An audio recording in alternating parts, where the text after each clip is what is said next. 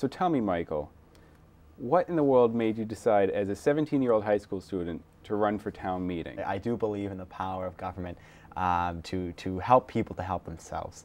And you know, even if I can be a part of that in a small way as a representative town meeting member, as someone who's volunteering just a little bit of their time for that, that's something that I would more than appreciate the opportunity to do. So what have you done to campaign, if anything? Yeah.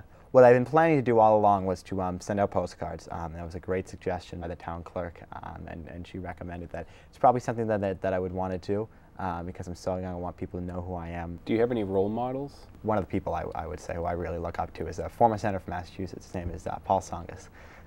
And he's from Lowell. I wrote an essay on him. It was a profile of his life, and I had a chance to read his autobiography, which I picked up from the library. And it was a really insightful way into how he looked into public service, and it gave me a lot of valuable lessons that I use in my life. Do you think that other young residents will be encouraged to run for town meeting? That's a great question, and to be fair, I hope so. I have been encouraging my friends to run, especially in some of the precincts where there aren't enough candidates on the ballot.